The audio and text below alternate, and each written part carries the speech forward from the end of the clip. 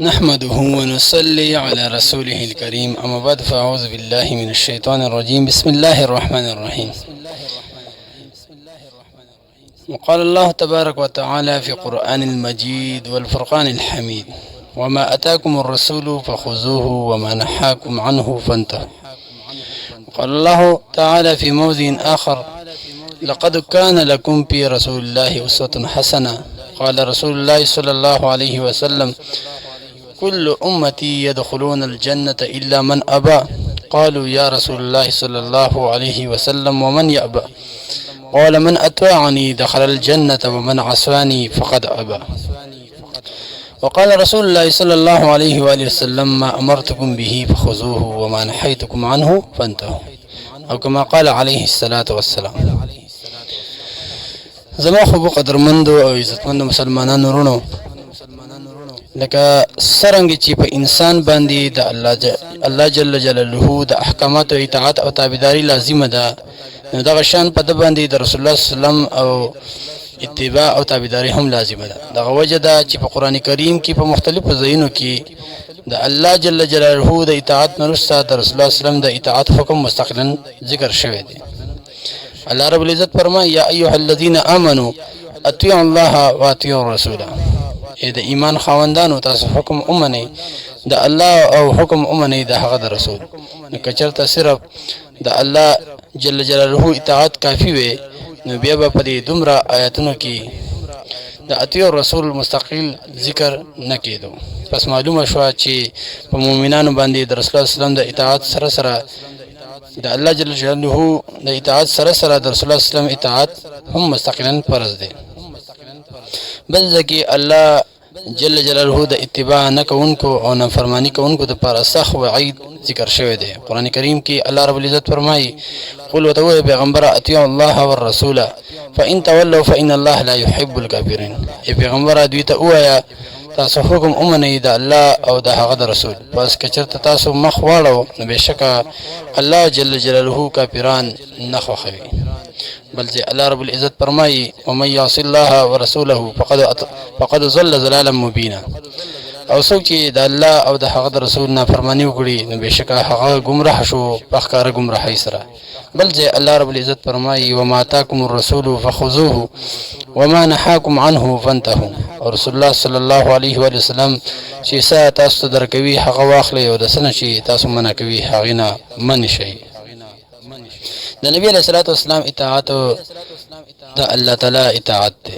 الله رب العزت فرمایي: من یطع الرسول فقد اطاع الله. څوک چې د پیغمبر علیه الصلاة والسلام اطاعت وکړي، یعنی د هغه خبره اومني، نو بېشکه د الله اطاعت وکړو. پس که څوک د رسول الله صلی الله علیه وسلم اطاعت کوي او د هغه احکام مني، نو گویا هغه د الله اطاعت کوي. او که څوک د رسول الله صلی الله علیه وسلم اطاعت نه کوي او د هغه د احکاماتو نه ډډه کوي، نو گویا د الله تعالی اطاعت نه کوي.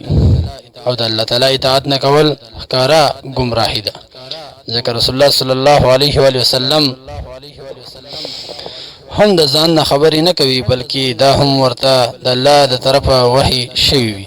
خو احادیث وحی خفي دي، یعنی وحی غیر مطلوع، او په دې کې د قرآن کریم د احکاماتو تفصیل دی. الله تبارک وتعالی فرمایي: وما ينطق عن الهوى ان هو الا وحی یوحى. د پیغمبر علیه الصلاة والسلام د خپل خواهش نفس نه خبرې نه کوي، بلکې د دوی هر خبره وحی ده چې په دوی نازله شوې ده.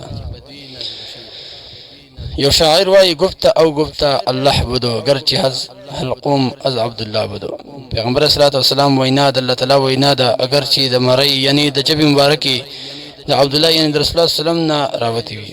پس معلومه شوه چې رسول الله صلی الله علیه وسلم د کوم شي حکم وکړي یا د کوم شي نه منع وکړي، نو په امت باندې د هغې منل فرض دي، د دې خلاف کول ناجایز دي. د مسلم شریف حدیث دی، نبی علیه الصلاة والسلام فرمایي: ما نهیتکم عنه فاجتنبوه وما امرتکم به فافعلوا منه ما استطعتم. د څه شي نه چې زه تاسو منع کړم، نو تاسو د هغې نه ځان بچ وساتئ، او د څه شي چې زه تاسو ته حکم وکړم، نو چې څومره مطاقت وي تاسو یې هغه وکړئ، یعنی د خپل طاقت موافق په هغې باندې عمل وکړئ.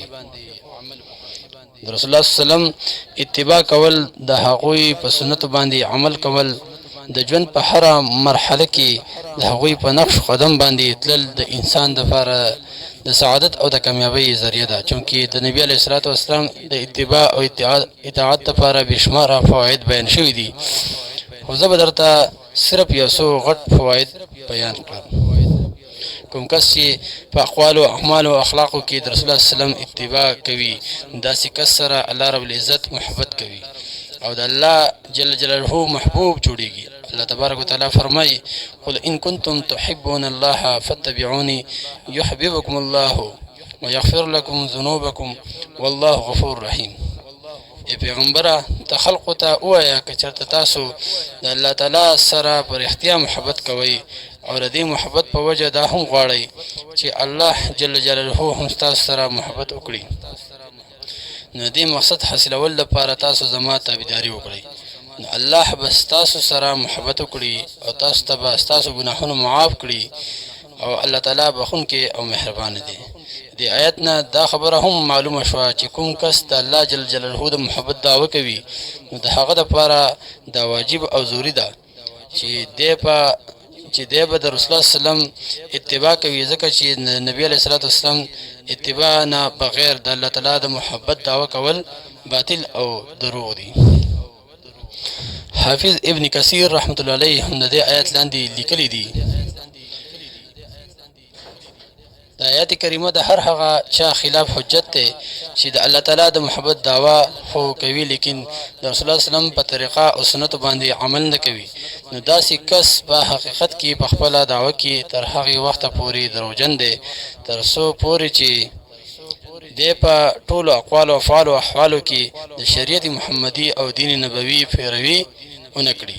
علامه ابن قیم رحمت الله علیه فرمایي چې الله تعالی سره د محبت او د الله تعالی د محبوبیت علامه دا ده چې انسان به د رسول الله صلی الله علیه وسلم اتباع کوي، نو بیا به الله جل جلاله یعنی د الله جل جلاله محبوب جوړیږي او د نبی علیه الصلاة والسلام د اتباع نه بغیر نه خو د الله تعالی سره محبت دعوه صحیح ده او نه دی د الله تعالی محبوب جوړېدی شي.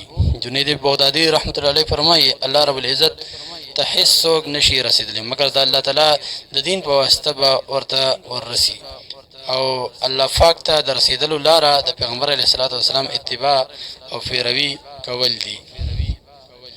نور مفسرینو لیکلي چې څوک د الله تعالی د محبت دعوه کوي او بیا د رسول الله صلی الله علیه وسلم د سنتو مخالفت کوي، نو دی په دې خپله دعوه کې دروغجن دی، ځکه د عشق او محبت قانون دا دی چې د یو چا د بل چا سره محبت وي، نو دی به د هغه د کور د هغه د دیوالونو او د هغه د هر څیز سره محبت کوي. اوس چې یو سړی د الله جل جلاله سره د محبت وي، نو خامخا به دی د هغه د رسول محمد صلی الله علیه و وسلم سره اتباع کوي. مجنون وایي: امر على الديار ديار ليلى اقبل ذا الجدار وذا الجدار وما حب الديار شغفنا قلبي ولكن حب من سكن الديار.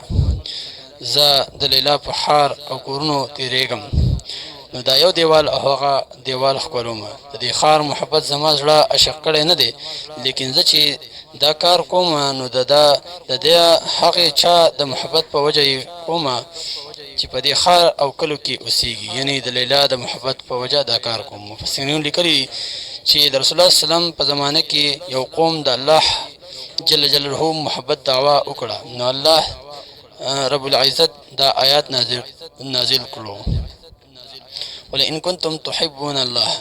الله تبارک وتعالی دا واضح کړه چې څوک زما د محبت دعوه کوي نو په هغه باندې د رسول الله صلی الله علیه وسلم اتباع واجب ده، او د نبی علیه الصلاة والسلام اتباع د الله تعالی سره د محبت غټه نښه وښودلی شوه.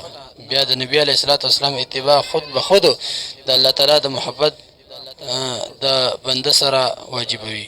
اوس چې یو سړی د الله تعالی د محبت دعوه کوي خو د نبی علیه الصلاة والسلام تابعداري نه کوي، نو دا په حقیقت کې د الله تعالی د حکم نافرمانی کوي.